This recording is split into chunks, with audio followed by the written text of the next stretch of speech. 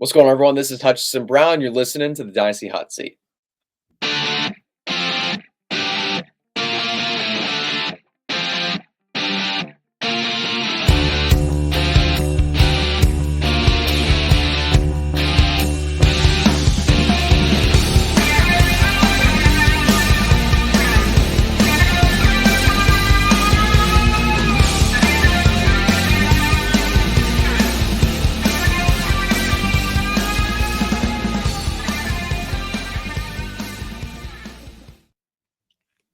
Yes, hello everybody, and welcome back once again to the Dynasty Hotseat, the only Dynasty show out there that is a certified inferno. And today we're back with a very welcome return guest. We got the young phenom himself. We got Hutchison Brown back on the hot seat. You can follow him over on X at HutchisonB_FF. And I mean, this guy's a busy guy. He does stuff for the football guys, stuff for DLF.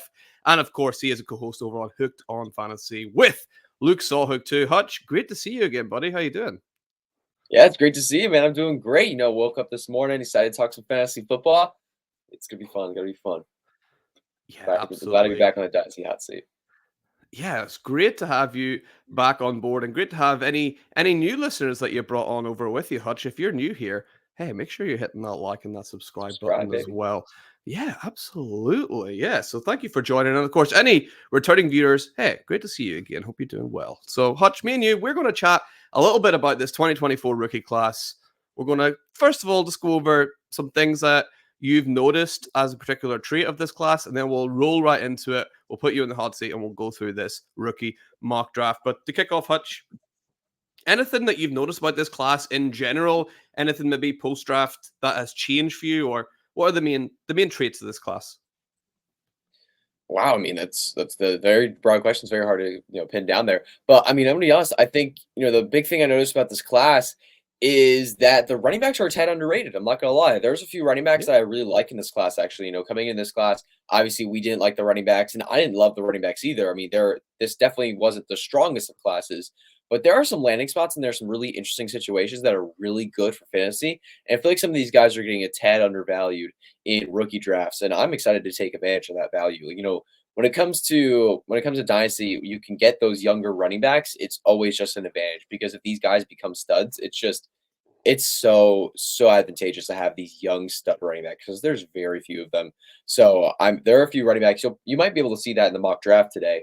There are a few running backs that I really like in this class and that I'm a little above consensus on in terms of rookie drafts. Yeah, the running backs thing, obviously, I've been doing these mock drafts since, believe it or not, Hutch, all the way back in October. October. These mock drafts, right? Yeah, real long time ago. And the whole way through it, I kept saying, these running backs are going to get pushed up eventually. Because usually people will be like, no running backs at the first, no running backs at the end. They just get pushed up because it is the biggest position in fantasy football that you can't have enough of them. You cannot have enough running backs. And even if these guys aren't as special, there's no Bijan, there's no Breece Hall. Jonathan Brooks is a damn good running back. Trey Benson, damn good running back. It might not be like chart toppers, but they're definitely people that can help your team. So I'm right there with you, Hutch, in terms of thinking these running backs, sneaky value in there. And of course, we'll probably get to them. And let's do it, right? No time like the present. Let's bring up our draft board, Hutch. I'm ready. You're on the clock here for all of these picks. So we're going to go through every single player. We're going to start off with the 1-1. It is a Superflex, non-tight end premium. Non-tight premium. Hutch, yes. Who is the 1-1 for you in this class? And is there even any debate about it for you? So I've seen a lot of debate for Marvin Harrison Jr. at the 101, even in a Superflex Dynasty format. And while I love Marvin Harrison Jr., he absolutely deserves. I think he deserves to be in the conversation at least. But personally, if I was the 101, right, and I'm loaded at quarterback, I'm still taking Caleb Williams at the 101. Caleb Williams is the 101. He is the best player in a Superflex draft to have. He is a quote-unquote generational quarterback prospect. He's one of the better quarterback prospects we've seen a little bit. The dude is we've been talking about this kid for years as an amazing quarterback prospect, and no shock, he went number 1 overall in the NFL draft to the Chicago Bears. He's stepping into a situation as the number 1 overall pick with Keenan Allen, Rome Odunze, who they drafted 9th overall, and then DJ Moore, as well as an interesting backfield with Khalil Herbert, Roshan Johnson, and DeAndre Swift, who they recently signed to a long-term contract this offseason, gave him a solid bag of money in terms of running back paychecks, nowadays. But looking at Caleb, he's stepping into a situation that almost no number 1 overall pick has ever stepped into. He is looking like he could be the first Bears 4,000-yard passer in franchise history pretty easily. So I'm looking at Caleb thinking he deserves to be at the 101. I want to suggest to you, if you're at the 101, you're loaded at quarterback, either draft Caleb Williams and trade him away for value after, if you don't want him, or maybe trade a different quarterback away for value, or trade down to the 102. If you really want Marvin Harrison Jr. or Malik Neighbors, whoever you want, trade down. Because the guy at the 101, especially if they're a quarterback needy team, they're going to be taking Caleb Williams. So just trade down to that 102, get some extra value, and still get the player you want. Because I know I've seen some Marvin Harrison Jr.'s picked 101 overall, and if you're trading to the 102, make sure that 102 is a QB needy team. But overall, Caleb Williams is the consensus 101. I am agreeing with that. He should be going 101 on drafts. And Superflex, that is.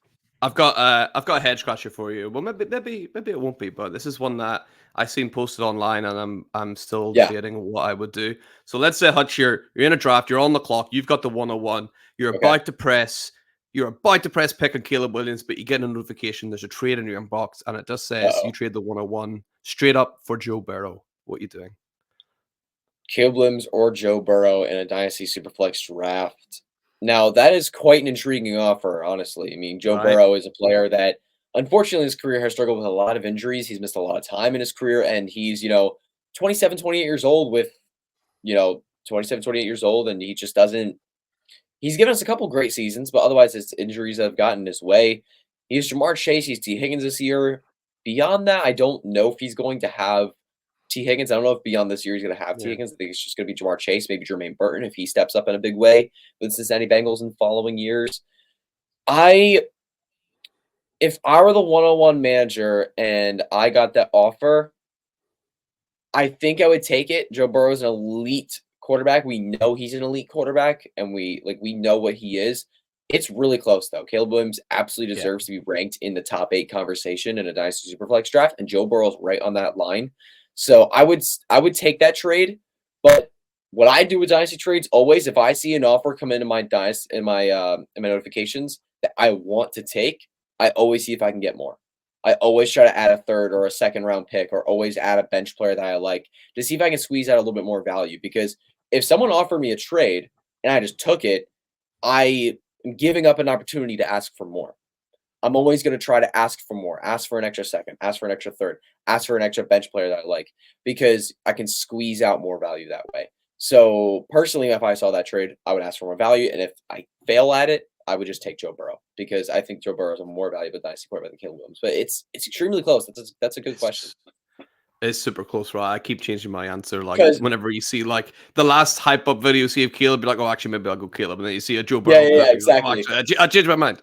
Because I'm telling you, by week 8, if this dude's performing, he will be ranked over Joe Burrow in Dynasty pretty easily by week 8. Like, if he's really performing and this offense is rolling, he's gonna be ranked over. He's gonna be remember C.J. Stroud? I mean, look at C.J. Stroud. Yeah. He's ranked as nearly the quarterback 1 overall in Dynasty right now because of his rookie season. Imagine if Caleb has a 4,200 yard season. He's gonna be ranked as a top 3 Dynasty quarterback pretty quickly. Yeah, he's if he hits, he's got the weapons around him already. You're right. I'm really glad you brought up that point. No number 1 overall player has landed in a situation with this many weapons. So can't wait. It's insane. The Bears have done a really good job. The Bears have done an excellent job in trying to build around him. Yeah, how annoyed are you if you're a Panthers fan right now, right? I mean, how you just kicking yourself, right? It's bad. It's bad for Panthers fans out there. I'm sorry, man. It's bad. Yeah, it's tough out there. Although they're building too. Well, I'll give them some credit. Yeah, they're trying. They're trying. Yeah, they're trying. We got Caleb locked in at 1 then. So you should have mentioned there's an argument for Marvin Harrison Jr. at 1. Is that who you would go at the 2nd pick then, Hutch? Yeah, Marvin Harrison Jr. would be the number 2 pick. He is definitely the number 2. When you look at a Dynasty Superflex draft, I mean, looking at him this year, personally for this year, I have him ranked as a top 10 wide receiver for this season in PPR leagues. He's going to step into a boatload of targets with we usually, when you see wide receivers draft at the top like this, you don't normally see them have everything they need to succeed. There's usually a quarterback problem. There's usually competition or significant competition. There's usually something in their way. With Marvin Harrison Jr., there's just not. I mean, you got Trey McBride for targets, but among the wide receiver room, there's nothing. He will beat out every single one of these wide receivers for targets. I would put the odds at very likely that he leads his team in targets this year. At least the receiving room in targets this year, the wide receiver room, that is. And he's a great quarterback in Kyler Murray who can throw the ball. He's thrown for nearly 4,000 in the season before. This dude's been a Mhm. top 3 quarterback in fantasy. He's also led DeAndre Hopkins. I mean, helped DeAndre Hopkins to elite fantasy seasons. So I wouldn't be surprised if Marvin Harrison Jr. finishes a top 10 receiver in fantasy this year, ends up being like a top 3 receiver consensus in Dynasty, or top 5 receiver, that is, in Dynasty. It wouldn't shock me at all. I mean, right now he's basically approaching that. He's wide receiver 6, 7 in most consensus rankings for Dynasty, but he's only going to go up from here. I have a bold take about Marvin Harrison Jr. Would you Uh-oh. like to hear it? Uh-oh. Go for it. I think by the end of the next season, Marvin Harrison Jr. will be Dynasty wide receiver 1. Wow. Okay. Honestly, I could see it with Jefferson this year and Sam and the Yep. rookie quarterback and how that's going to play out. I could totally see him having a down year. Jamar Chase, if he has a good season, he has a good season. That's good. And then who else would compete with him? Amon Ra. I mean, I don't know if Amon Ra will compete with him. And then you have Puka Nakua. You have Yeah. CeeDee He's a Lamb. sneaky one. CeeDee Yeah. Lamb's tough. CeeDee Lamb's going to be a tough player to beat out because he's still young and an absolute monster. But yeah, I could see it. That's hot, but I could see it. I could see that. Well, I it could see is that path. it is a hot seat for a reason. Like we try to fire Yeah, spitball some hot right. takes out there. But yeah, Marvin Harrison, I think the hype is so high already. If he comes out and he Mhm. like delivers, which I think everyone's expecting him to, then the only way is up for Marvin Harrison Jr. So I can see that path for him like really clearly laid Yeah, out. totally. So we'll see what happens for Mark, but he's definitely destined for greatness, I think, and he's locked in at pick number 2. Hey, what do you think about this at the minute, Hutch? Have a look at Sleeper's ADP here. Malik Mhm. Neighbors is now currently being taken over Jaden Daniels at the 3. Is it Yeah, that'd be between my those two? that'd be my pick. Yeah, my league neighbors would be my pick. That personally, I know it's a super flex league and we love our quarterbacks, but Yeah, Malik Neighbors is a bona fide stud at the wide receiver position. I'm going to take that. I yeah, know, I like Daniels, I like Drake May, but Malik Neighbors is at a different level in terms of prospect. I know he got, and we know Jaden Daniels got drafted higher, and Drake May also, went pretty high in the drafts as well. But Malik Neighbors is a bona fide stud at wide receiver, and obviously, he doesn't have the same situation Marvin Harrison has. There's no mhm, competition, but there's a real big yeah, problem with quarterback. The Giants are gonna have to figure that out for him over the next couple of seasons. But I would not be shocked if Malik Neighbors by the end of the season had the most targets in the NFL among rookie wide receivers. Like, yep, and I wouldn't be surprised if he's like top 5 in targets. Like, the dude is walking into a situation where there is absolutely nothing to compete with. He's going to get all the targets. And also, it's not that just there's no competition, is that Malik Neighbors can be used on every area of the field. He can be used in the screen game. He can be used down the field. You can take a quick slant to the house. He is an all-around amazing wide receiver that you can give the ball to in any which way. So I think as a result, he's going to see a boatload of touches and be, in a sense, the new Saquon Barkley of this offense, where he is the heart and soul of this yeah. offense. I really do believe this offense is going to run through him as a rookie, and he's going to have a fantastic season. Quarterback's going to hold him back from finishing in that top 12 range, but I think he'll be, a top 20-ish wide receiver in fantasy due to volume alone. Yeah, I can see the kind of thing where we're chatting about Malik Neighbors next year. And all we're saying is he just needs more touchdowns because I just think the Yeah, Giants might be in a touchdowns. Touchdowns going to be situation the thing that where, hold him back.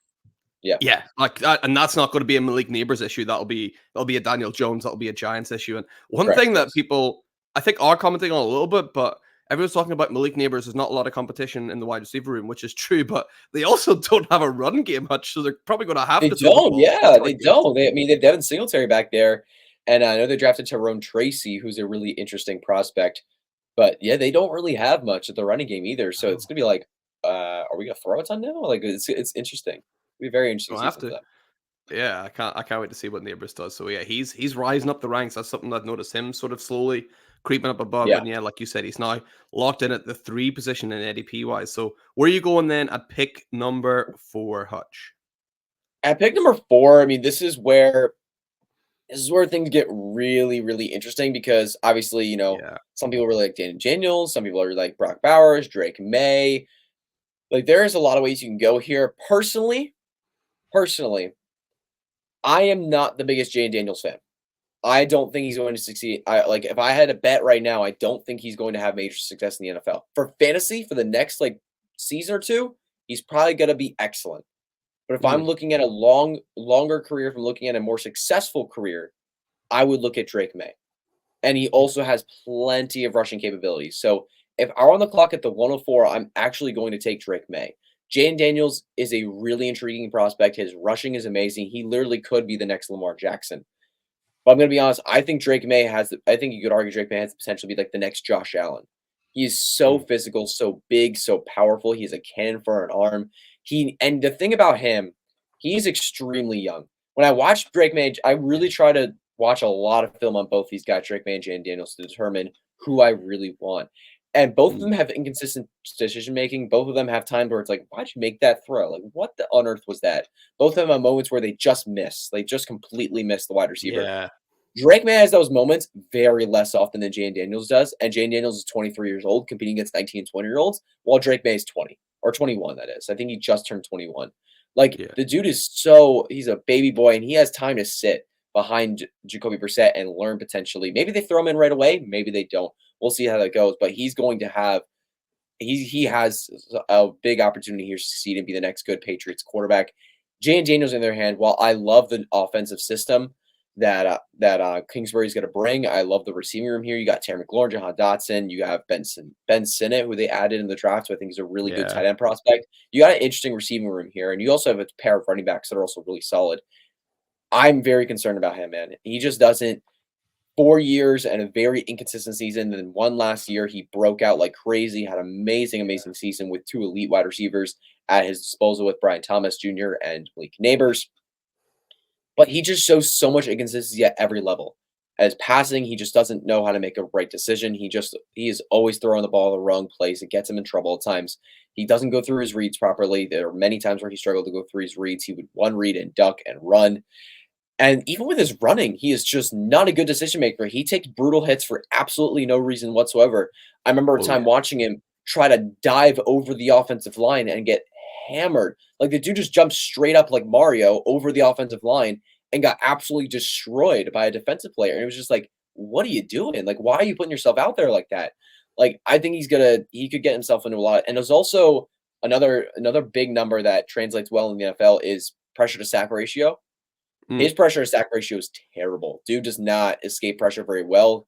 He always gets crushed in the pocket, even with his athletic ability. I'm quite concerned about Jane Daniels. Rookie season Jane Daniels, like, if I'm looking at a redraft perspective, he could totally be Mm. a QB1 in fantasy this year because of that rushing. He could Yeah. easily rush from 700 to 900 yards, have a great rookie season. But I'm concerned for the future beyond this rookie season. And if he has a struggling season as a passer, people are going to look past the rushing and be like, I don't know what this guy's future is, and he could sink a little bit in dynasty. With Drake May, the receiving room is bad, the offense is not great, but he has a lot of time. He's young, and I think he has a lot of opportunity here. So I'm going to take, but given all that debate between Drake May and Jane Daniels, I'm going to take Jane Daniels in 1.5 here.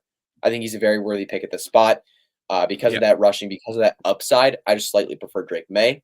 And then looking towards 106, we'll quickly transition here to 106. You got Rome Odunze and you got Brock Bowers. Those are 2 really intriguing prospects. Personally, I'm going to go with Brock Bowers. He is Nice. not, it's not quote unquote generational. He is arguably the best tight end prospect we've ever seen. The dude is Yeah. absolutely elite.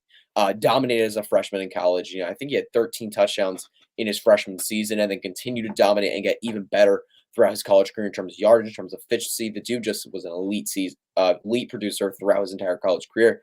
And now he's set up here with the Raiders. Well, you have Michael Mayer to compete with, which he'll be able to do. Michael Do Mayer is a ya? solid tight end Do and not much ya more. really? I think by Like, the end of the season, he'll be the lead tight end at least. And then you have Devontae Adams, an aging wide receiver. And outside of that, Jacoby Myers, whose contract I believe ends at least in this season, at the end of I think this season, so. if not next year. I'm Mhm. off the top of my head, I'm forgetting which season it is.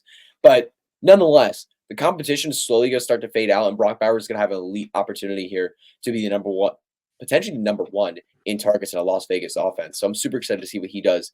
And I've been a big Brock Bowers fan ever since he came into college. Like, this dude's someone I've been looking out for the entire time, Yeah. and a lot of people have, but I've been a big fan. So I'm going to take him 106 here, even a super flex non tight end premium. And then number 7, Okay. it's got to be Rome Odunze.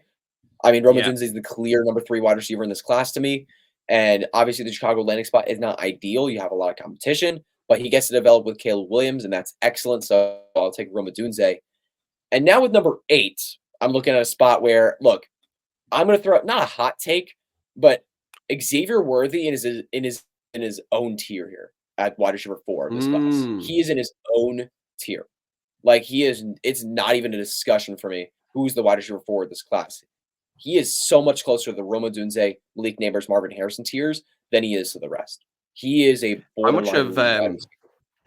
What's that? how much of the Rashi Rice news do you think actually helps Xavier Worthy? Oh, totally. It helps him a lot. I mean, Rashee Rice opens so much in the middle of the field, and while Xavier Worthy can do everything as a wide receiver, he can literally do anything you want him to do. He's just a little bit smaller, but he can literally run any route you want him to. Xavier Yeah. Worthy opening up, Rashee Rice takes those small, middle of the field, intermediate routes. Xavier Worthy could dominate there. And Rashee Rice, without that load of target share, Rashee Rice carries being taken away, it just opens up an opportunity for Xavier Worthy. So, like, let's say, Yeah. look, let's just talk about this, right? Let's say Rashee Rice gets suspended 8 games, okay? 6 Yeah. games. And Xavier Worthy starts the season hot. Are the Chiefs going to bring back Rashee Rice and then just completely throw away Xavier Worthy? No, they're not. If the Chiefs are succeeding No. a lot, I know Rashee Rice had a solid rookie season, but if the Chiefs are really succeeding with Xavier Worthy, their first round pick, and he's doing fantastic things, they're not going to go away from him. They're just not. Rashee Rice is good, but he's not going to be good enough to battle that. He's just not. A first round pick, an elite talent, if he is rolling within the first few weeks, he's not stopping. So I'm looking at Xavier Worthy, and personally, I think he's an amazing talent. I mean, I've talked about, as I mentioned earlier, he can do everything on the field. Obviously he's a speedster, that 4.2 140, best 40 of all time. He is an elite Yeah. separator. The dude can run every route. I'm so excited to see what he does in the NFL with Kansas City Chiefs. I mean, this is just a new Tyreek Hill light. Like, I mean, obviously it's different. Tyreek Hill's a lot bigger, a lot stronger, a lot more physical than Xavier Worthy is, but Worthy brings that speed. And with Andy Reid, a creative head coach, he's going to be it's going to be very, very fun to watch how he uses Xavier Worthy. So I'm thinking he's the Do you know clear-cut wide receiver. It's been that way forever for Yeah. me. He's always been the clear-cut Yeah. wide receiver 4 talent-wise. And the draft, the capital, and the draft landing spot makes it even more concrete for me. Do you know what's like a sneaky thing about Xavier Worthy that not a huge amount of people are really speaking about? But the Chiefs did not leave it up to chance with him. They traded up to go get Oh, they Xavier traded Worthy as up. well. Yeah, They no. They made sure they got him. probably Yeah, could have 100%. waited, could have waited and got him anyway, They might have been able to but wait, yeah. made sure to go and get him, which I think obviously they got plans in mind for Xavier Worthy. Oh, yeah, 100%. 100%. They also could have been scared of, Buffalo being there and Buffalo Yeah. picks being there. They could have been scared of the 49ers or because the 49ers did end up taking a really athletic speedster with Ricky Bersall and Xavier Legette went to the Panthers. So they, a lot of Yeah. teams might have been looking at Xavier Worthy. So that plays into it as well. But they did trade up to get him. I was sure Really good I was almost sure I think like 5 or 6 picks before, I was sure the Dolphins were going to take him. So I was like, that'll be the most Dude, Dolphins move ever. when the Dolphins, man, like I was like, yo, they gotta take him. They gotta take this kid. But dude, when the Chiefs traded up, like I was screaming at the TV, Same. just take Xavier Worthy. Please just take him. Just do it. And when his name got called, like I was running around circles. I was screaming. I was so happy. Like I was overjoyed by that pick. Overjoyed. I could just imagine like other GM's faces whenever the Chiefs took him, just like, oh no. Like that's the We're last thing we like need. they're screwed. Yeah. Like you can't give Patrick Mahomes that weapon, man. I mean, we saw it before. You can't do it again. Like you let it happen again. It's just Yeah. you can't let Patrick Mahomes that kind of speedster. It's just stupid. So I absolutely love that taken word. Yeah. And Hutch, what do you say to the people who are like, you gotta why haven't you taken JJ McCarthy? Because people love some JJ McCarthy. What do you say Yeah, to the people people love who some are Jaden like McCarthy. The thing is Yeah. about him, I think he'll be a very serviceable NFL quarterback for the Yeah. Vikings. I'm a little concerned about the upside.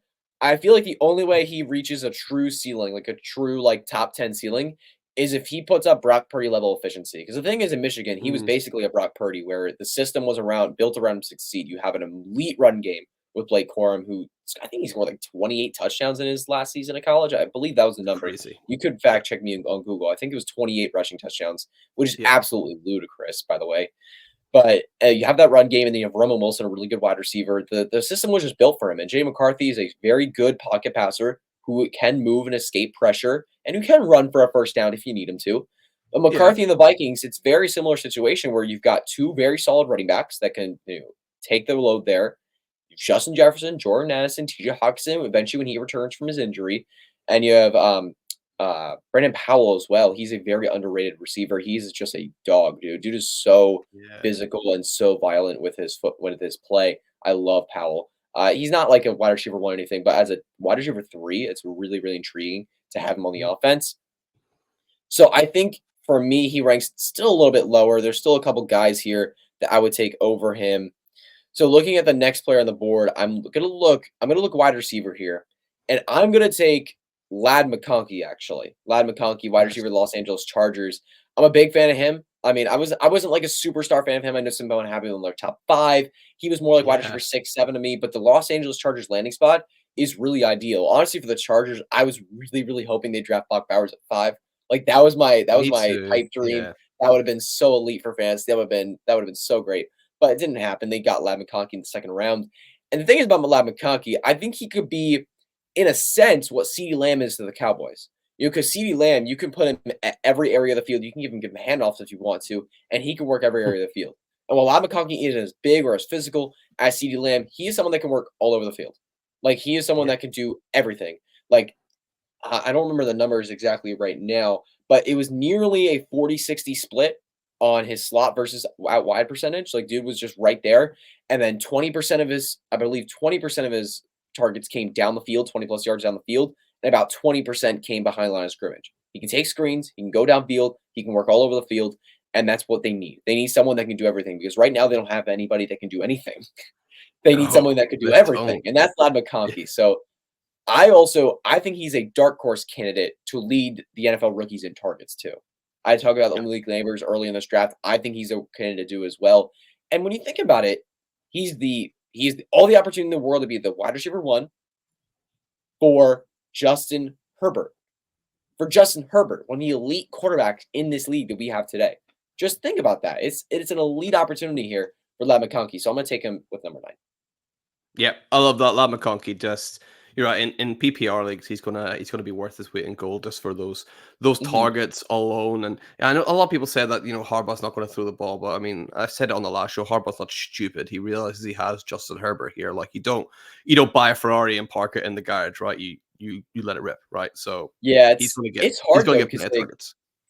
it's really difficult with that Chargers offense, man, because you wanna say they're gonna ground and pound the ball, but, like, what running backs are they gonna use? Like, they didn't add a really serviceable running back in the draft. They have J.K. Dobbins who's coming off an Achilles tear, which we've seen that time and time again. The Achilles tear is his career ender. Yeah, And then we yeah. have Gus Bus, who I love the Gus Bus. I'm as big of a Gus Bus fan as the next person, but he is not a workhorse running back. It's very No, simple. He is not a workhorse running back. I love him, but he's just not. And then you've got Kamani like, I Vidal, mean, everyone's it's a favorite lot of sleeper, question right? marks. It's a lot Yeah, of question marks back there. I mean, maybe Jim Harbaugh has something up his sleeve. I mean, I know they drafted Kiami Vidal. Is that how you yeah, say his name? I think Kiami yeah, Vidal yeah, later in the draft is a good pass catching specialist. He's someone that could be an Austin Eckler light. He's a lighter running back that can catch the ball as well. I like him, yeah. but it's still interesting. And when you look at the receiving room, though, you could argue, oh, then they're throw a ball ton. There's a run games week. But you look at the receiving room, it's like where are they throwing to? I mean, it's like it's really hard. You got Lad McConkey. Now it's like a serviceable veteran, Josh Palmer, who I think is a bust, and Quentin Johnston. Like, what do you Oh, do? It's really Johnson's difficult bad. to Yeah, analyze this offense. But anyways, we can move on to pick 10 here. I know we got to go let's through do it. this draft. So pick 10. I'm having a really hard debate here because I want to go with a running back. I want to Mm, take my Trey Benson here. He's my RB1 personally. I love Jonathan Brooks, but a little concerned about the offense. And obviously, he was taken first, so that is clear that they like what he's doing off the ACL. mhm. I'm still a tad concerned about that because even though he's young, ACL still affect the season after the injury. So I'm going to take JJ McCarthy here. He's a quarterback in a Yep, super flex league. I feel like you got to take him 110. Even though I'm not the yep, biggest fan of him for fantasy, I think he's going to be a serviceable NFL quarterback and less for fantasy. I think you still got to take him here because it's a super flex league and people value those quarterbacks. So then team yep, 11, team 12, I'm going to go with a pair of running backs here. I'm going to go with Trey Benson and I'm going to go with yep. Jonathan Brooks. These are the clear two running backs to me that need to be taken. first and second. I love these two players. Both of them are really good talents, and both of them end up in situations where they have opportunity early. So obviously, Trey Benson, you got James Conner in the way, but we know James Yeah. Conner's injury prone. We know he has never played a full season. He has never No. played a full season. He's always missed games every single season of his career. He's always missed games. So we're gonna have those games where Trey Benson gets the full time opportunity. And if that happens early in the season or mid-season and he does really well with it, he ain't losing that job back. He ain't losing that job. James Conner is a veteran running back, last year of his contract. It wouldn't be shocking if they moved on from him this year. And then you got Trey Benson's the workhorse back who can pass catch as well. And he's very explosive. Trey Benson set up really nicely in this young, growing Arizona Cardinals offense. Very, very hyped to see what he does. And then Yeah. Brooks, on the other hand, he's just set up to go right into a workhorse role right away. I mean, you have Yeah. Chuba Hubbard and Miles Sanders. Miles Sanders could be cut by the start of the season. Like he really could. I think he will be. Replace the cap. I would be more. I would think they. I would think with the cap savings, they would save next year to cut him. I think they would do that next year, though. They would save a lot more money to cut him next year Yeah. than compared to this year. But looking Okay. at Brooks, he still has an opportunity to take a big role right away, and he is so explosive. He's physical. He is all around at a great, great, great running back, and I'm very, very hyped to see what he does in Carolina. So I would be taking him high in rookie drafts. How close are those two for you? Like, if they swap landing spots, would you swap the roles over, or are you still Benson over Brooks guy? No, I would. I mean, personally, like when I was looking at draft process, I was very high on Braylon Allen. I'm not gonna lie. I don't know how you felt about Braylon Allen. I knew he's a very controversial prospect. I was Mm, really high on him. I liked that kid a lot. And fourth round, the Jets kills him. I mean, it kind of kills his it's fantasy done. football value. Yeah. It kind of sinks him a lot. But he was competing for my RB1 spot. I didn't really have a clear RB1, honestly, because it's really Yeah. hard to say before draft capital and everything who's your RB1 because it just changes so much for the running back position. It just lets you know I think. everything for the running back position, who they believe in. So Trey Benson and Jonathan Brooks were both very high on my list. So they ended up being the RB1, RB2. If they were to swap places, because Trey Benson did technically go in the third round, he went the first pick in the third round. I would, if they were to switch spots, I think I would still. No, I would take Jonathan Brooks. That offense is too Yeah. tempting for me. I would take Yeah. Jonathan Brooks if they were to switch spots, but it's close. Yeah. Yeah. They're both really good guys, and yeah, I think I That, might that have Arizona cursed. Cardinals Like, offense is might too perfect. yeah, I think for especially like with a guy like James Conner, who we've seen, like come in, and James Conner is not exactly a running back that's lit the world on fire, but he's done really well Very in that good. offense. He's So doing very, you very you well. you, you sub in a guy like Trey Benson. What do you think he can do there if James Conner's doing what he's doing, right? So Yeah. yeah, Oh, yeah. I can't wait to 100%. see it. So that brings us to the end of round one. Hutch, we're going to speed run through round two. What I want you to do is give me Yes. your 2-1, 2-2, and 2-3, and then we'll sort of focus in on just one of those guys to speak about. So could you give us Okay. your 2-1, 2-2, and 2-3? So my 2-1, this is honestly like this is a player that I'm not super high on. I wasn't very high Mm, on him as a prospect. I did not love him, yeah. but I'm gonna be honest. I think the opportunity here is actually, you know what? No, I'm going in a different direction than that. I'm gonna go with a player that I liked as a prospect. I thought was Yeah. really intriguing. He went in the first round of the NFL draft, and Hmm. he's paired up with an offensive genius who I think is going to use him in a very creative way. And opportunity could be open up here given a trade at the wide receiver position. I think you know who I'm talking about by now. I'm talking about Ricky Pearsall. You have your name highlighted over the thing there, Yeah, yeah. your mouse highlighted over the name there. I'm talking about Ricky Pearsall here. He's an athletic freak. I mean, the only thing that's a problem with him for me is his attitude. Like, dude gives off major Kadarius Tony vibes for me with his Oh, that's attitude not on good. and off the field. He's feeling himself a little bit when he's on the field. And while that could not be a problem, it might not be a problem at all. We've seen guys like that come in the NFL and just dominate and have success. We've also seen Kadarius Toney and how that impacts his career. It could be Yeah. problematic for him, but if he's able to tone it that down, just the NFL game a little bit better attitude wise, he's gonna be able to be a really good wide receiver. Kyle Shanahan is an offensive genius, as I said a second ago, Yeah. and he's gonna be able to use Ricky Pearsall in very creative ways. Pearsall can take handoffs, he can work downfield, he can take screens. He is an all-around great wide receiver who's a good route runner too. He's a really good separator, and he's just so fast. And we know the type of athletic freak catches he can make. He can go all over the Dude, field yeah. and make like that one-arm catch we saw, that one-hand catch where he was Yeah. reaching over his shoulder, got clobbered by like 3 defenders and still was able to bring it in. I mean, one of the best catches we've ever seen football-wise. Like, one of Yeah. the best catches ever. It was an unbelievable catch. But looking at it, Ricky Pearsall is set up for fantasy, especially if one of these two wide receivers in Debo and Ayuk were to leave with the next season or two. So now I'm going to take the prospect I don't like. I'm going to go with Keon Coleman. Never Yeah, liked yep. this kid as a prospect, honestly. He is Gabe Davis all over again to me. Honestly, he is. But here's the thing. I might be wrong. I've been wrong on plenty of prospects. I've been wrong on plenty of times. I might be wrong. The NFL showed us they believe in him. The Bills draft him in the high second round, the first pick of the second round, which shows that they believe in him a lot. And the Yeah. opportunity, if you were to get Josh Allen's wide receiver one, like new stud wide receiver one in the second round of your rookie drafts, you're going to have a ridiculous value win there. Like that is a ridiculous win. So I'm going to take Keon Coleman for the upside strictly. I think he could just come out and flop and be the next Gabe Davis all over again. I mean, literally 5 of his 12 games in college, he went under 40 yards. Yeah. This past season. Like the dude is literally just Gabe Davis all over again. I mean, he really is. He comes out and has big games and he disappears like he didn't even exist in the first place. It's just ridiculous. Yeah. And he is not able to separate well. His breaks and his cuts in and out of routes are just so sloppy. But he's athletic, he's fast, he's big, he's got a big frame, and he can really make some big plays. So I'm looking at Keon Coleman thinking, man, if he were to develop well in this Bills offense, he could really quickly be a great wide receiver for fantasy. So I'll take him here at the 202. Yeah. And then 203, I'm deciding whether to take Bo Nix and just like hate myself or take a different player and that I actually like. Man, this is really, really hard. This gets really, really difficult here. Yeah. Man, I think I'm gonna go the route of liking myself. I'm gonna go with Xavier Legette. I understand he was a really not great prospect. I know the intangibles are not great. 4 years of nothing, then a 5th year breakout. But that Yeah. 5th year was some of the most dominant college film I've ever seen. Like I watched that film a lot, and I was so impressed. The dude was dominant. First half of college, I would say. I would say the first half of last year, he was very dominant, and then something happened. I don't know what happened. Yeah, something happened a little bit in the second half. That is right. He kind of faded out a little bit, but still, though, like he just dominated. That flash of talent is something that has to be considered. And we have a very, very creative offensive coordinator here with Dave Canales. Oh no, sorry, he's head coach now. Sorry, head coach Dave Canales. Yeah. And he's someone that has brought back Baker Mayfield from the dead, helped Geno Smith come back from the dead, and now he's going to be able to help Bryce Young, and hopefully he can work out. They have Deontay Johnson now and Xavier Legette, and I think he could do a lot of good things for fantasy. So I'll take Xavier Legette here.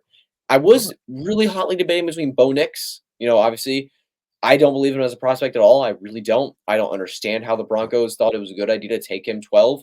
Obviously, I mean, you could talk about Michael Penix too. That my God, that was even worse. We can get a whole discussion about that. But Bo Nix at 12, I didn't get it. I was also debating between him and Adonai Mitchell as well. I think Adonai Mitchell for the Colts is a really interesting wide receiver. I loved him as a prospect. I thought he's really intriguing downfield threat, big play guy. But I'm a little concerned with Anthony Richardson as a passer. You have Michael Pittman there, who's a target hog. And then with Xavier Legette, I feel like there's no more opportunity to be a front loader for targets faster. Yeah.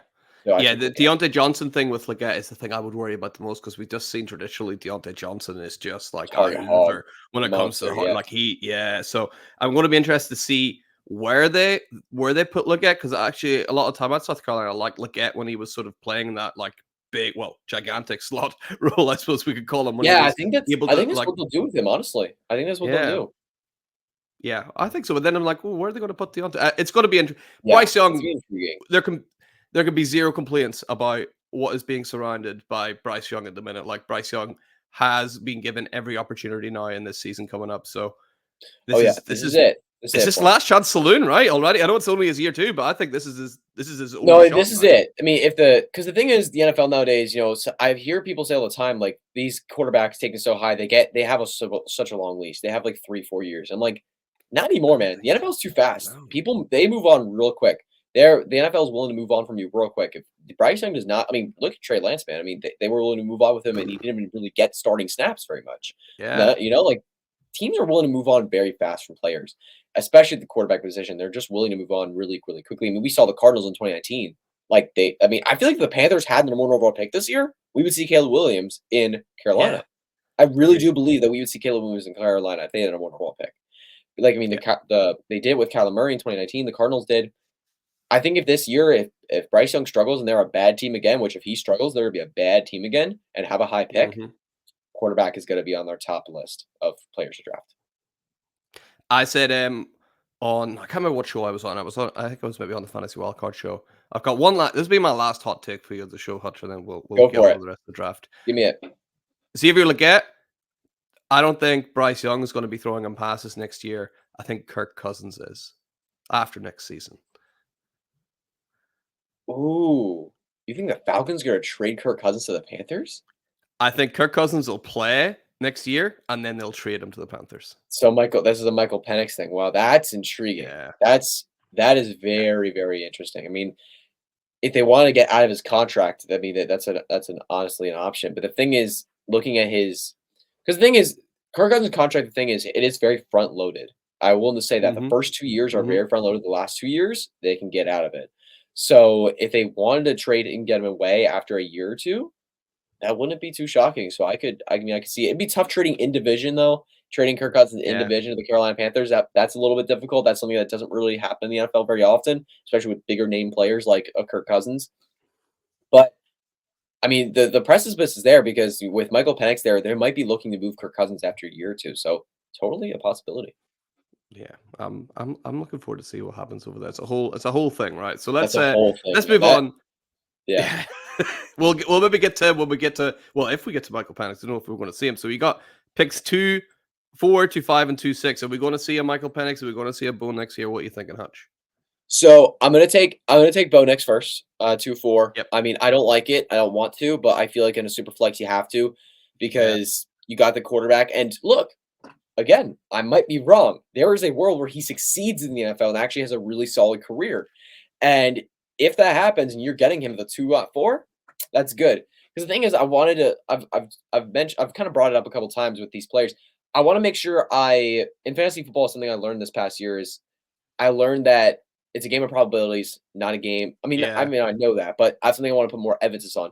It's a game of probability, not a game of yes or no. You have to put probabilities. You have to leave room for any opportunity, any outcome, and I want to try to do that more often. So I'm trying to leave for that for Keon Coleman, a player I don't believe in. I'm trying to leave room for that for Bo Nix, a player I don't believe in. I'm trying to leave room for that for Xavier Leggett, a player I don't really believe in. I'm trying to leave room for these guys to succeed because it's possible. So I'm going to take Bo Nix here at 204. And I'll take Donnie Mitchell next. He was my next guy up with Yep. Bo Nix. So take Donnie Mitchell. And then I'm going to come in with a pick that maybe it's a little hot. Not sure. I'm going to take Jalen Wright, running back of the Miami Dolphins. Ooh, I think this kid love it. I think he's a really, really good running back. He's 210 pounds. He's built for a workload. This dude is a really great running back. And he's set up in Miami with an opportunity with Mike McDaniel in this offense. All he has to do is beat out Mostert, a 31-plus-year-old veteran. All he has to do is beat him out, and then he's got a really good role in this offense. Because, I mean, compared to Devon Achane, he's a lot bigger, a lot more physical. He can take that goal line work and get those touchdowns that Raheem Mostert was getting last year. I don't know, what was it, like 19 last year? It was It's freaking a ridiculous. ridiculous amount. Yeah. It was absolutely ridiculous how many touchdowns he was scoring last year. But Wright has a really big opportunity in this Miami offense and this track star level offense because he is a track star level like speedster, He man. is. This dude is so fast, so explosive. I remember I think at one point in the college season he clocked in like 23 miles an hour.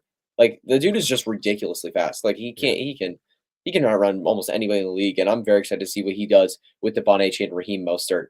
So those are my Yeah. next 3 picks there. I know Jalen Wright's People pretty are high there compared to ADP, but I love it. People are overthinking the Jalen Wright thing too much. Like if I said to you, Hutch, he did get picked day I'm gonna 3 give though. you That's one thing. Day 3 pick is not great, but yeah. But if I he's said to he's you, still good prospect. I'm gonna give you a magic wand and you can turn Raheem Mostert into a 22-year-old, would you pay a second for him? Yes, obviously you would. And this is Yeah, what's yeah, happening. exactly. This is a magic wand. This is turning Raheem Mostert into a 22-year-old. Mostert's going to leave next year. Wright's going to come in, and it's going to be the same system. He's going to be asked to do Mhm. the same things. It's going to be him and Achan as the two-headed monster there. I can't wait. Like Yeah, I can't I wait. think it's going to be so much fun. I think they're going to do there'll be a couple of times where you see them both standing on the field at the same time, and the defense they're just not Yeah. going to know what to do. Like I can't wait to see it. Oh yeah, me too. I can't wait. Love it. So All right. who's the next 3 guys off your board then at 2, 7, 2, 8, and 2, 9? So 272829. My next one here. I think this might be another hot take. I think this guy's usually taken a little bit later. I'm gonna take Blake Corum, right back to the Los Angeles Rams. I'm Yep. gonna put this out there. There's a world where after this year he is the like by a wide margin the lead back. There is a very It's real this world. world. It's this world, Hutch, because Kyron Williams sucks, and I've said it on the show many times. Kyron Williams is the product of a system. He's not a good running I back. believe so too. I'll be honest. I believe so too. He was a late round draft pick that did absolutely nothing as a rookie, and all of a sudden, in the second year, remember, guys, Cam Akers was the workhorse back in week 1. He was the workhorse back. They gave him the ball a lot in week 1, which means that throughout the entire camp, throughout all the offseason, throughout everything, they were like, Cam Akers is better than Kyron Williams. He's our guy. Like, because they had all the opportunity in the world if they wanted to give Kyron Williams the ball. They had invested nothing in Cam Akers. He was a rookie contract guy. Like, they were not in giving him a big contract. There was very little money difference between Kyron and Cam. They could have given Kyron the rock if they wanted to week 1. They didn't. It took a trade of Cam Akers away to be able to finally give Kyron Williams the rock. And then he did great things. But Blake Corum is He bigger. actually didn't. He did no better than Cam Akers' stats. If you look at the stats, he did the exact same thing as Cam Akers did in that short stint. Cam Akers was there. It's almost identical. No, he was really good. Kyron was really good. But if you like extrapolated, I know that's like a thing. That's not. Oh, you're looking at the last 6 games. Are you looking at the last 6 games that came out last year? Yeah. Yeah. Those okay. I thought you were talking about week 1. I was like, that's Cam Akers averaged like 2 yards a carry in week 1. I was like, that's not true. There's no way. Yeah. The last 6 games, he was a monster. Yeah, Akers was a monster. Yeah. But Blake Corum is bigger, more physical. He's a better running back. He's a good pass catcher as well.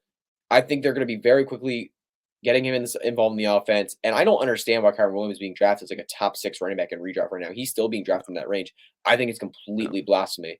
I will take Blake Corum all day, his value over Kyron Williams. And in a rookie draft here, the 2.7, easy money. So then the next 2 picks, I'll go through these a little quickly because I spent a lot of time on Corum. Jalen Polk, not the biggest believer in his talent, but high draft capital. He gets paired with Drake May, another rookie. And those 2 rookies come to. There's something about rookie connection that usually ends up being pretty good. Like you spend rookie camps together, you become bros, man. You become bros together. I think Polk with Drake May is going to be interesting. I think he has all the opportunity in the world to be wide receiver 1 here. I like Javon Baker as well later in drafts. If you got that opportunity to get him, he's a really good. I mean, he put up that hype video. There's no 10 receivers better than me, or whatever he said. He's a dog. He's a dog. He's a big play guy. He's physical. I like Baker, but Polk was drafted a lot higher. So I'll take Polk here with my next one. Looking at the rest of the board, I will take Ben Sinnott here. I think he fell a little bit long. I feel like he fell a little bit, but I'll take Ben Sinnott here. He's a really good 10 prospect. He reminds me of George Kittle in the sense where he's just so physical and violent with his running style. He just doesn't go down. He refuses to go down. He is so athletic. And he has all the opportunity here. I mean, all he has to do is beat out a washed Zach Ertz, and he is the number 1 tight end role for this team on an offense with potentially a good quarterback in Jaden Daniels. Or, eventually, if in a year or 2 they move on from Jaden Daniels, maybe someone else could. But Ben Sinnott is a really, really good prospect. I think he's worth a 2nd-round pick, most definitely in Dynasty leagues. Yeah, I think you gotta be a little bit patient with Ben Sinnott. Like you mentioned, like Zach Ertz. Yeah, you got a little patient. He's an older guy, but Zach Ertz will start the season getting most of the snaps, and Sinnott, I expect towards the end of the year, Sinnott will be the guy that's taking over, right? Probably, yeah, probably. Yeah, I think so. So, Hutch, you got 3 more picks in the 2nd round to end off the draft at 210, 211, and 212. Who are you going to go with? So the first one here, I'm going to go with, man, I'm a really hard debate. I have the 3 players I think I want to pick. It's just really hard to decide which ones to go with. Well, who's at the top of the board there that you're clicking on? That's Brian Thomas Jr. at the top. Oh, yeah, no, I completely forgot about him. That's what I forgot about. I knew I was forgetting somebody. When I was looking at my list, I was like, I know I'm forgetting somebody here with this. I think I would have taken a lot earlier I think I would have taken Brian Thomas a lot earlier, more like early 2nd round if I remember his name, but I did not. So I guess you can put him there, but I would have chuck him in. I would have probably put around him where Eddie Mitchell is. Yeah, he'd probably go right behind. He'd probably go right in the Keon Coleman range, right at 2-2. Cool. I just completely forgot his name. I forgot. Like I saw a name there at the top of the board there, and I was like, "Who is that? Who am I forgetting here?" And I was like, yeah, it's Yeah. Brian Thomas. Yeah, I would have put him where Keon Coleman was, the 2-2, and then move everybody back a spot. But Gotcha. you don't have to do that now. I know that's like that's a lot of work. But That's cool. so I'm looking here, and then the next pick I want to make Marshawn Lloyd the next running back I take Yep. here. I like him as I think Yep. he's a very intriguing, athletic, dominant prospect. He was so physical, so athletic, and Yeah. he's on a Green Bay offense where obviously year one you got Josh Jacobs in the way, so maybe he gets worked on a little bit, but maybe he becomes the RB2 above AJ Dillon, which will be easy for him because AJ Dillon is trash. But Easy. Josh Yeah. Jacobs is like, he's gonna be the workhorse back this year. I mean, pretty close to it. And then you have Mhm. Marshawn Lloyd here. I think after this year, Marshawn Lloyd has a huge opportunity because the thing is about Josh Jacobs, Agreed. last year he was horrifically inefficient. Very, very, Mhm. very inefficient. Not a good running back last year. Zamir White was very clearly the better running back last year. And at 26 years of age with a lot of tread on his tires, you usually don't see a bounce back from that kind of player. That just at running back position, you just don't see that. When they start to decline, it usually just keeps going from there. So in Green Bay, if he starts to struggle or if he gets injured or if something happens to him, Marshall Lloyd has an opportunity year one. But this Yeah. contract that Jacobs has, people forget it's a 4-year, $48 million deal. But after this year, there's such an easy out for the Packers. If they wanted to cut him and let loose with no guilt, they could very easily do that. So Josh Jacobs, after this year, could very easily be gone, and that's a very big opportunity for Marshawn Lloyd. And then to wrap up the rookie draft, I will take Roman Wilson. I'm gonna trust the Steelers in their hit rate at wide receiver in the second and third round. Yeah. These guys just hit. They do such a good job. So I'm gonna trust that Roman Wilson. He's a very NFL ready wide receiver that can do everything. One of the best hands in the class, and I think he'll be a very dependable option for Russell Wilson or Justin Fields, whoever's gonna be the starter. I love it. And that wraps us I up can't believe I from forgot the about Brian second Thomas. round. I totally Dude. forgot about Brian Thomas. Brian Thomas. Okay. Well, do you want to chat about Brian Thomas? Why don't we shine a light on Brian Thomas? Yeah, then sure. for Let's try to line up Brian Thomas real quick. Yeah, I let's do it. totally. Yeah. I'm so sorry, listeners. I totally forgot about Brian Thomas. I would totally would have drafted him at 2.2 after or I mean at the 2 even at the 2.1 above Ricky Pearsall, honestly. He went right Yeah. there near the first round. He's a really interesting prospect, 4.3 like 4.3 level speed. He's got the size, he's got everything. He lacks a lot of what I would say finesse with his route running. His Yeah. footwork is pretty Yeah. off. He's pretty sloppy. He's very underdeveloped as a prospect, especially as a route runner. And I think he needs some development time, but I'm not sure he's going to get that in Jacksonville because he gets thrown into a situation where he is the X receiver. He is that guy, and he needs to make some plays pretty quickly. Mm. So I personally like I would take Xavier Worthy, take Matt McConkey. I was never the biggest. I was a little more concerned about Brian Thomas than most, but in this Jacksonville offense, it's a huge opportunity for him to succeed. So hopefully he does. But it's like he is a shot in the dark where it's like he's gotta finesse some things to be able to makes it work in the NFL. I like that with Calvin Ridley leaving. There's a huge gap in not only targets, but Calvin Huge Ridley gap. was one of the most heavily targeted red zone players. Shockingly, last year, a stat I didn't really see Really? watching football. I did Yeah, not he know was that either. right up That's there. interesting. Yeah, right. That's So, interesting. and then you slot Brian Thomas in there, the guy that caught more touchdowns than anyone else in college football last year. Seems like pretty good Yeah, placement to me. seems like a win. Yeah. Yeah, absolutely love that pick of Brian Thomas, which you took at the 2-1. Everybody, ignore the board. Yeah, I took him the So, 2-1. I took him the 2-1. yeah, Yes. absolutely. And Oh Hutch, my before god. we go, everyone's favorite topic is sleeper I picks. forgot So, about it. are there some guys here that you're like, you know what? I didn't quite get a chance to talk about this guy, but in the third and the fourth round, I'm target. Is the guys that you're looking at in later on in the drafts that you've been taking a couple of shares of so far? Yeah, I would look at Keanu Vidal, running back at the Yeah, Chargers. We briefly mentioned him earlier in the show, but he has a lot of yeah, opportunity here with the Chargers who want to run the football. And if they want to throw to the running back as well, that's a very high opportunity for Vidal. And then Michael Penix Jr. I mean, obviously, I'm not going to take him in the second round, honestly, because he might not start for 2 seasons. He really might not hmm start for 2 seasons. So I just don't want that player on my team. I really don't. I don't want him in the first 2 rounds of my rookie draft. I'd rather take somebody who's going to start day one and actually have an opportunity to succeed. And then I will also just give a brief shout out to, I mean, there are some other names here that are really good, that are interesting, but I want to give a brief shout out to Malachi Corley, who was yeah, a very intriguing prospect, the Yak King, as he's been named, one of the yep, best yep. yards after a catch receivers in all of college football this past season. I think he was only like the other guy that was really competitive with him was Malik Washington. I think who ended up going to Miami, which is also a really Miami, interesting yeah, landing spot. Volume is tough in Miami because there's just two dominant receivers right there. but he's an interesting prospect as well, which you could draft later. But I like Malachi Corley because you have an opportunity here. Well, you got Mike Williams, who hasn't been able to stay healthy like ever, and he goes for that jump ball, he gets hurt, and then you have the opportunity if he gets hurt again, you have the opportunity for Malachi Corley to step in as number 2 wide receiver for Aaron Rodgers and this offense. And Malachi Corley is someone that can take screens, he can work downfield. He's like we mentioned, a yards after catch monster. He's going to add all those extra fantasy points with his yak ability. He's so physical, so violent when he runs. He's very fast as well. So Corley's someone that's a really intriguing prospect in like the 3rd round of rookie drafts. Yeah, absolutely love it. And Hutch, that brings us to the end of the show. Just wanted to thank you again so much for coming on to the show and talking through these 2024 rookies. But before you go, can you just remind everybody where can they find all your great work online? Well, y'all can follow me on Twitter, Matt Hutchinson B_FF. I do content with football guys, with DLF, and I'm a co-host of Hooked on Fantasy with Luke Sawhook. Go follow him on Twitter at Luke Sawhook. Me and him have been doing that for a while now. It's really, really fun. Yeah. So go check that out.